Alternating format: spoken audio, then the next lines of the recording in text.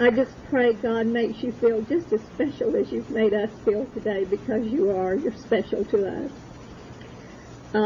The first thing I'd like to say to you is, well, let me say it this way. Don't you, do any of you feel like I do? Don't you hate it when someone gets up a speaker and says, and I've heard this hundreds of times, how many would rather be here today than in the best hospital in town? And I thought, that's weird.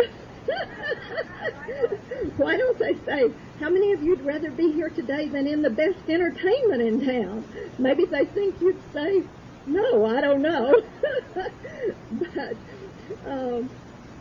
it doesn't matter. I'd rather be in the house of the Lord today than the best entertainment in town, for sure.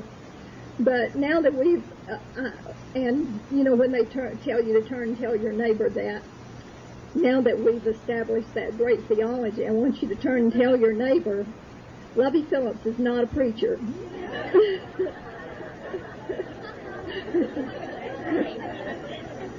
Okay? Now when you leave today, you don't have to tell them, you've already told them.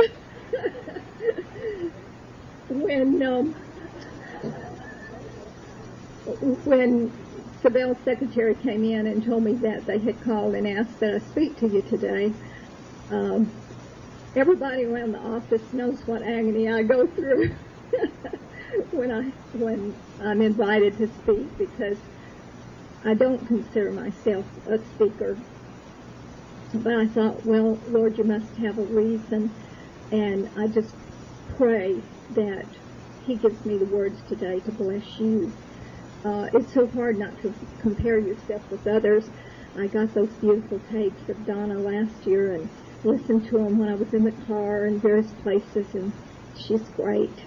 And I remembered what a beautiful job she did last year, and Sherry did such a great job today. And it's easy to think, well, I'd just rather not do something and not, and then people don't know I'm not so good if I don't do anything.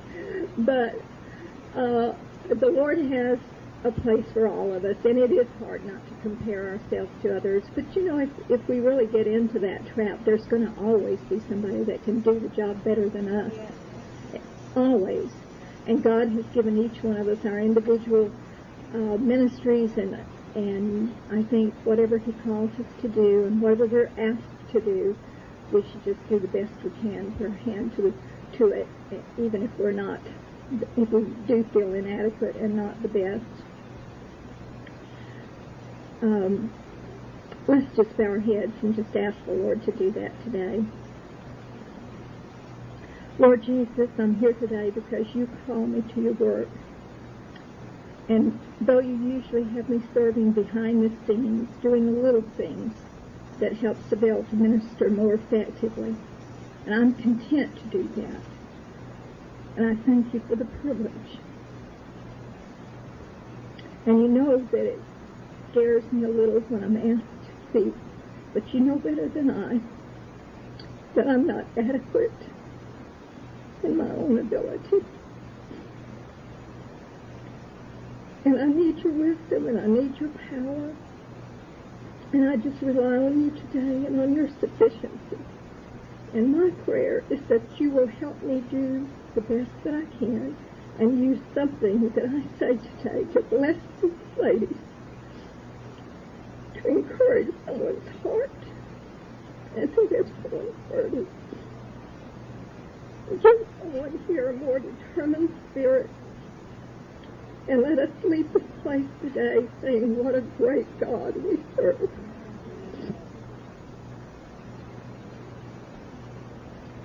About a year and a half ago, Sabelle spoke to a group of ministers in Asia. There were about 200. Most of them were men. Most of them in the ministry less than 10 years, but some of them that pastored churches of 1,000 or more people. And most of them were first-generation Christians. 95% of them were from like Muslim or Buddhist background. And he's just in his heaven when he has an opportunity to pour into young ministers like that. And in passing, in one of his messages, he mentioned the fact that he had been in the ministry for over 44 years, full time, that he had been married over 40 years to the same woman. And so at the end of the service, a lot of these guys came up to him and they said, "How did you do it? We've never met anybody that's preached for 44 years. And we hear about the disasters that happened in the States, and we have our own disasters. So just don't even bother preaching. Just tell us how you did this." And really, we had never given any real thought to that. So we did. We thought, well, Lord, we never just sat down and said, well, I'm going to do this or I'm going to do that.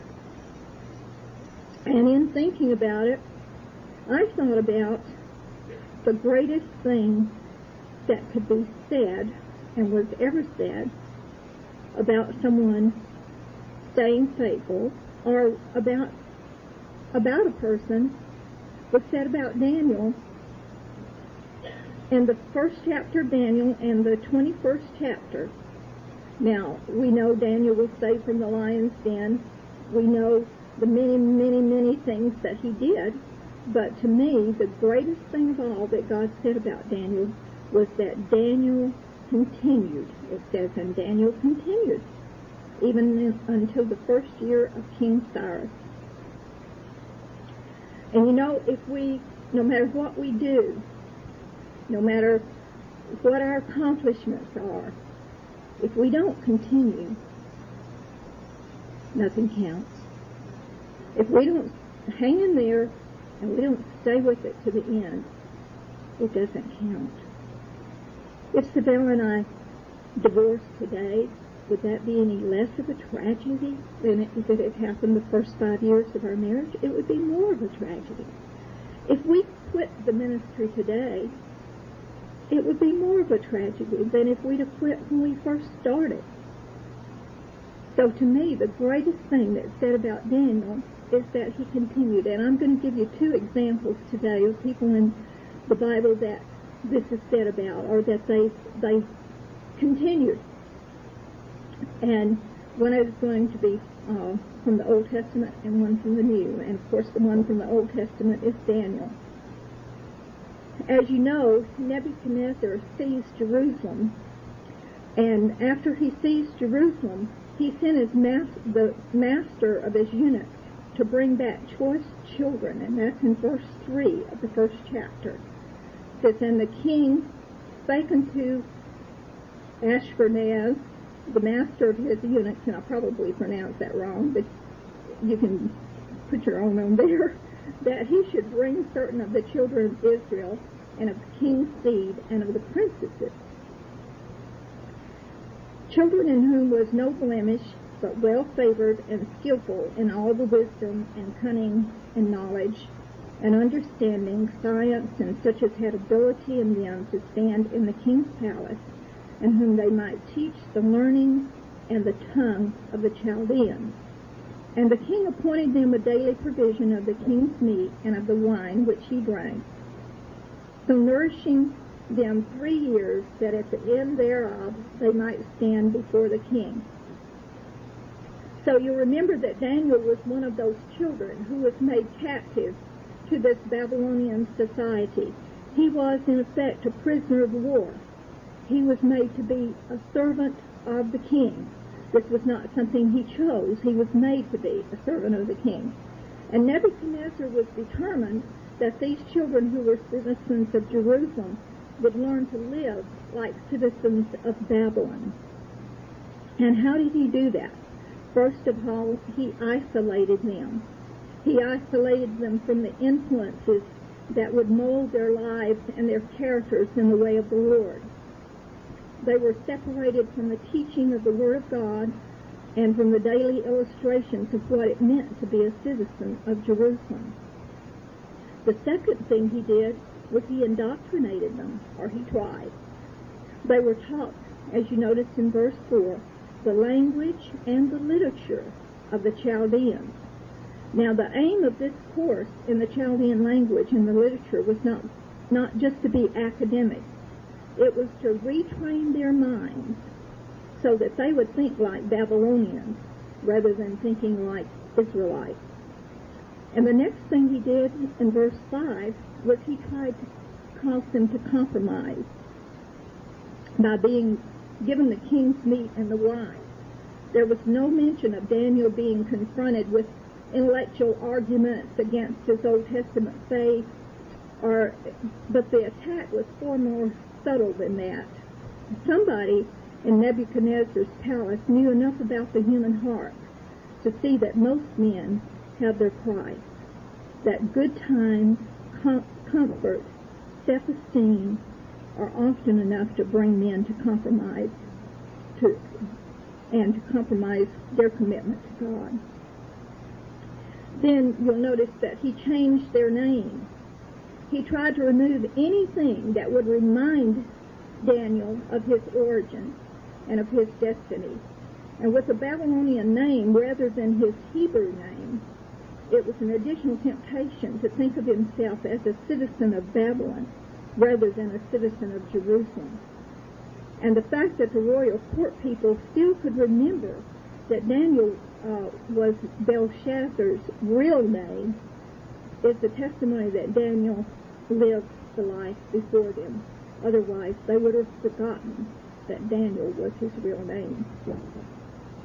And then living in this pagan society, Daniel had three choices that he could make. He could conform to the society and blend into it and not ever have a problem. He could have easily done that. Or he could be hostile to it, and he could have resisted it in a legalistic way and been rebellious and stiff and religious, but never fit or never had any influence. Or he could have been uncompromising in his service to God, but excel in the society he lived in and rise above it. And Daniel chose the third, and I think that's what God expects of us as well, especially as we serve in so many areas of the world. So how did Daniel do this? How did he continue for so long? How did he continue through administrations? You know, it would be like a foreign country coming to America and overriding America and taking rulership of this country and saying to our president, oh, you've done such a good job, you just stay right there. And Daniel did this through at least 3 administrations. How did he do that? It's unthinkable that a foreign country would do such a thing. Well, he did it first of all because he had no other God. He was committed. He would put nothing nor anyone above God. He had his theology straight. He did it also because he prayed. He maintained his prayer life, even when it meant he might be a meal for the hungry lions. He still maintained his prayer life. He'd rather die for the glory of God than to live half-heartedly for him in comfort and in compromise. And then he kept his faith. Day in and day out, month in and month out, no matter what government was in power, nor what the consequences might be, his faith in God never did waver. And I believe Daniel knew that if he was in a foreign land, it was because of the hand of the Lord, and that he never questioned God's integrity. I don't believe that Daniel said to himself, if I act like this, or if I have this attitude toward others, it's going to bring me to a place of power and prominence. But I think he just made decisions that he did because they were the right decisions to make. They were the right things to do, even if risk was involved. But the most important thing of all is that Daniel continued faithfully to serve God. So, to misquote a politician, I'm no Daniel. Through the Word of God, I know Daniel, and one of these days we're going to be friends, but I'm no Daniel. But in looking back over our lives, I try to figure some of the things that helped us to hang in there and to continue with the Lord and to continue with the ministry without becoming bitter, cynical, which is very easy to do. We started out very young.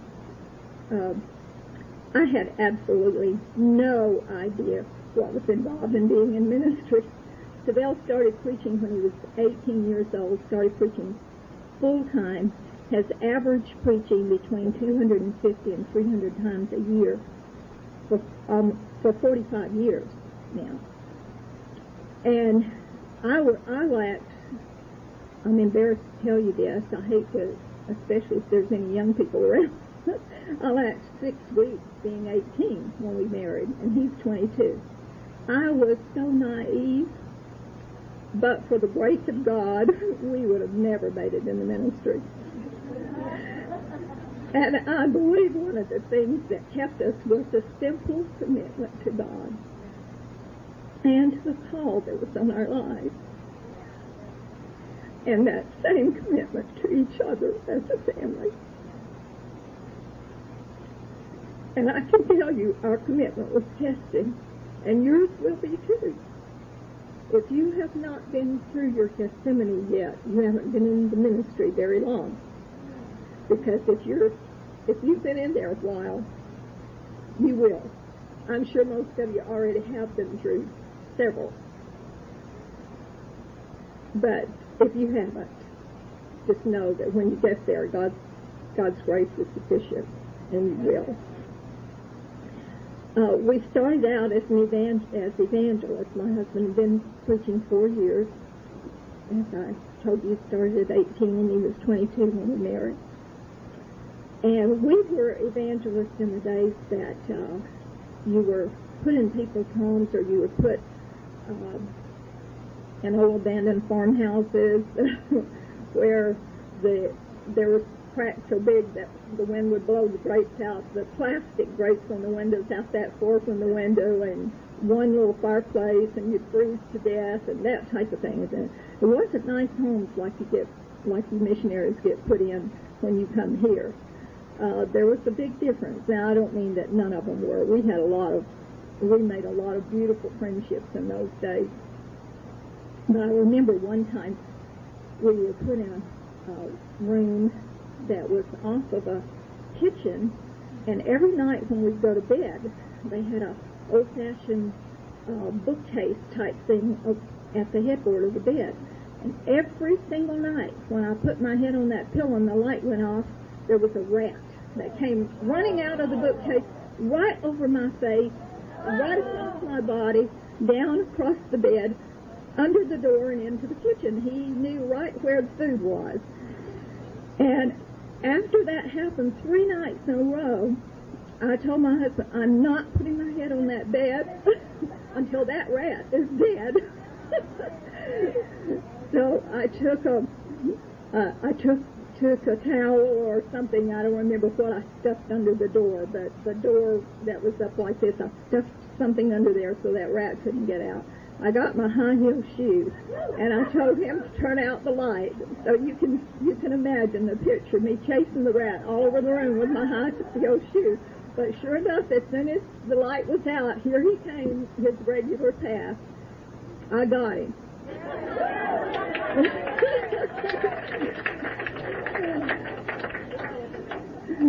And I know one day we had some missionaries that started telling some stories, and Savelle laughed, and at that time we had not been overseas anywhere. And he laughed and he said, look, I can match stories with you all day, and I haven't even been out of the USA. So we went through those days when we prayed for money for hamburgers to have something to eat before we got to our next meeting. And the days when you had to decide, okay, do I buy a hamburger and eat, or do I put gas in the tank so I can get to the next meeting? some of you understand exactly what I'm talking about. And we've been to those places where they would receive offerings for you, but you never got them, or they would say, I'll send it to you, but it never came. We've been to those places where when you started to leave, it was about half as much as your travel expense had been to get there. It would have been easy to get cynical.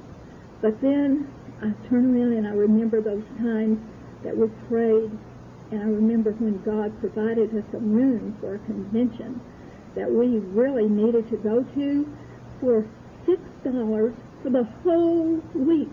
I don't have time to tell you all the details, but we had such a limited amount to spend, and we got on our knees that morning and prayed, God, give us a place to stay. We had this beautiful home with a private room, even laundry and the whole thing.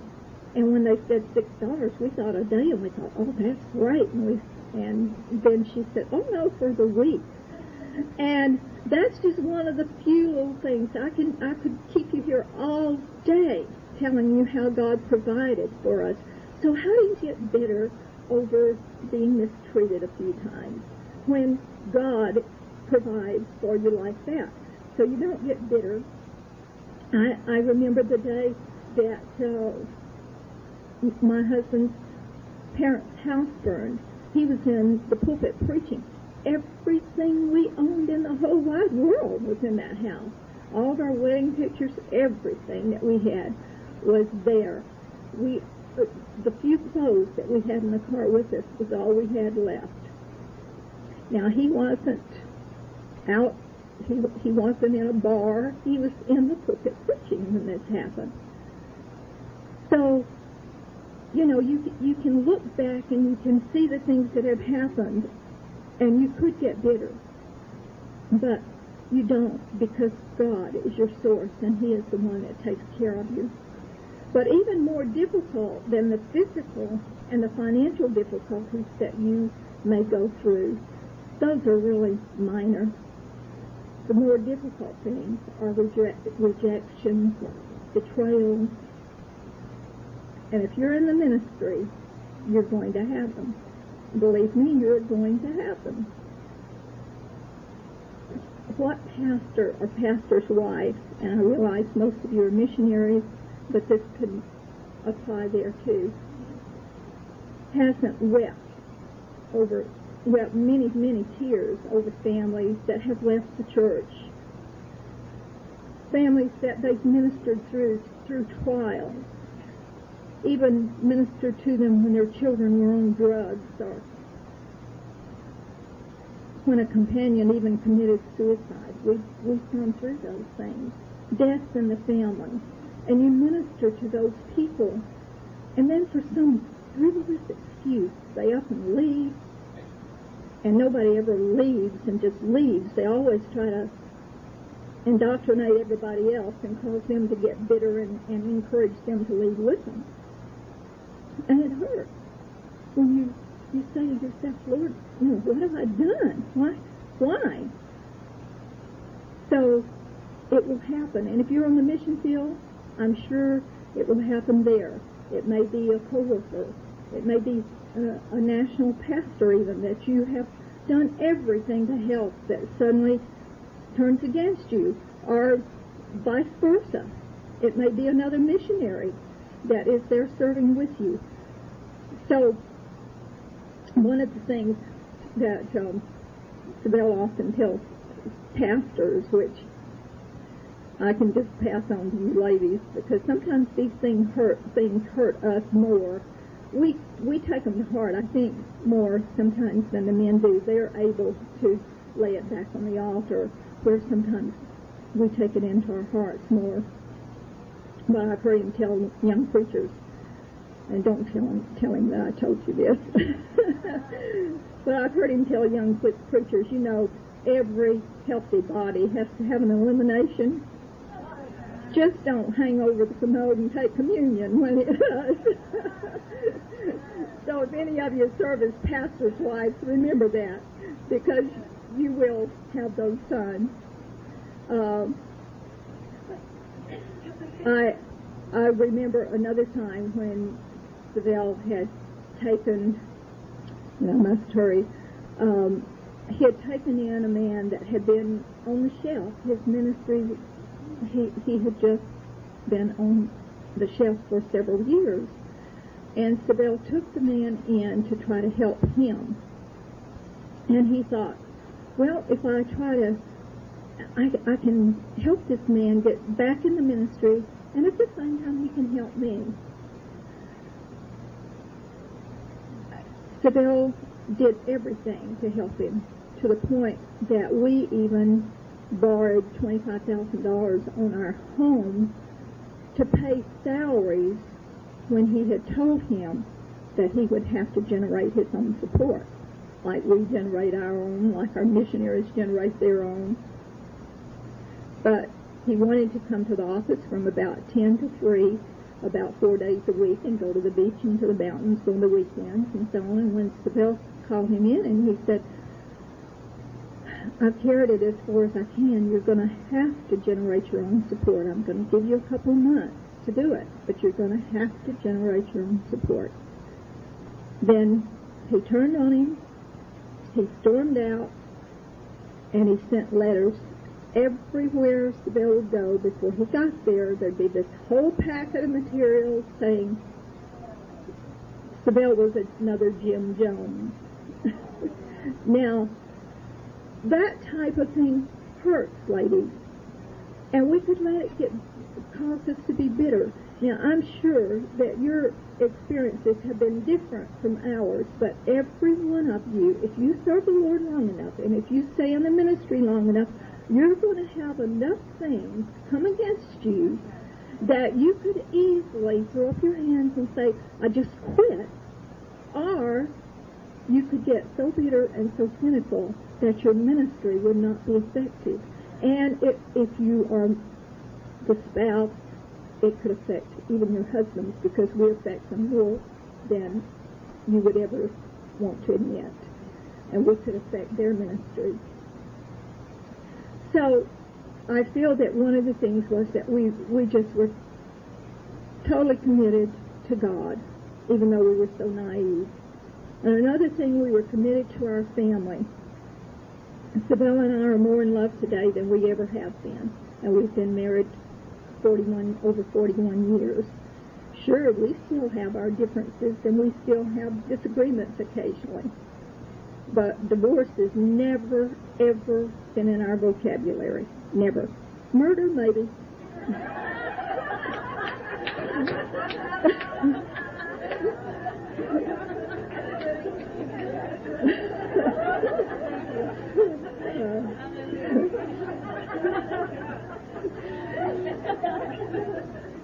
But seriously, we do have to have that commitment to our own family, and I think that is the thing, one of the things that has carried us through.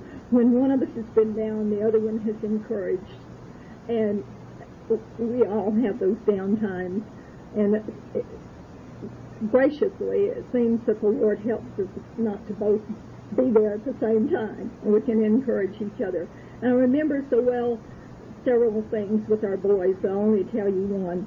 I remember when Phil, our oldest son, who I don't know how many of you were upstairs this morning, but they tell me that Savelle mentioned his last book, Helping Your Children Walk with God. We're so proud of him. But when he was a teenager, about 15, I think, this was the days when all the guys wore the long hair. So he's sitting in the den with his long hair, earphones on, reading his Bible, and I knew what he was listening to, rock music. I walked by the door, and I went and called Savelle, and I said, I want you to look at this. And Phil never knew we were anywhere around. And I teasingly said to Savelle, what are we going to do about that? What are you going to do about that? I said. And he walked away, and he said, nothing. As long as he's in the Word, nothing. Now, had Phil been 6 years old, we would have done something. But he was at the age that had we done something at that point, we would totally turn him away. We just prayed and kept the lines of communication there. We told our kids just time after time, we're going to teach you right. We're going to tell you what you should do. We're going to try to help you know how to love the Lord. But no matter what you ever do, you're still our kids, and we love you no matter what. Nothing is going to ever break that relationship between us and you. And we just prayed, and in about 6 months, the Lord used a friend of ours who had a ministry concerning rock music to minister to Phil. And he saw, and on his own, destroyed all of his rock tapes and quit listening to rock music. And now today the Lord is using him to minister to children and to young people in a special way. So we have to have a right attitude. And this is one that I sometimes struggle with. It's easy for us to let things buffet us and to cause us to get cynical and bitter. And I can't say that I always totally win over this. I admit on a few occasions that I would have liked to have been like a little girl again and could have stuck my tongue out at a few people. But with God's help, we've made it. And any fruit or any stability in our lives is the sheer grace of God. It's not anything that we've done. There's really no magic formula. The other person that I want to talk to you about real quickly, and we're going to have to make it quick, is John in the Revelation. In Revelation chapter 1, verse 9, 10, and 11,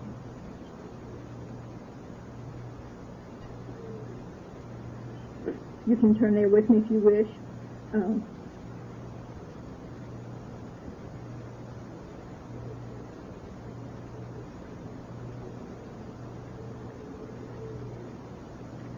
I, John, who also am your brother and companion in tribulation and in the kingdom and patience of Jesus Christ, was in the isle that is called Patmos for the word of God and for the testimony of Jesus Christ. I was in the Spirit on the Lord's day, and heard him behind me, a great voice as a trumpet, saying, I am the Alpha and the Omega, the first and the last. And what thou seest, write in a book. I was in the Spirit on the Lord's day. Let's project ourselves back to Patmos and with our mind's eye try to see the conditions that John found himself living in that day. At this time, John was an old man, perhaps 90 years old. But as a young man, he had been the youngest of Jesus' disciples. He was a very special, trusted man because Jesus just trusted in him in a special way. You'll remember that he was leaning on Jesus' bosom. You'll also remember at the cross that Jesus gave him the responsibility of taking care of his mother. He wrote the Gospel of John and the 3 epistles that bear his name. He was truly a spiritual giant. And tradition tells us that when he was old, they even tried to kill him by boiling him in oil. But somehow he had escaped, and now they have put him on this rocky, barren island out in the Mediterranean. It's uninhabited except for an occasional prisoner and maybe snakes, and they've put him there to die of starvation. He probably had to sleep in a cave and probably had to use a rock for a pillow. So if any man had a right to be disillusioned and discouraged, John did. There was no Social Security check delivered to him. There was no pension fund. There was not even a church back home that had pledged him any support. There was no pastor to visit him. There was no one. He was alone and an old man sleeping on the ground. And he could have said, well, if this is the way it is, if this is what all these years of service to the Lord has gotten me to, I just quit. He could have looked back and he could have been bitter, but he wasn't.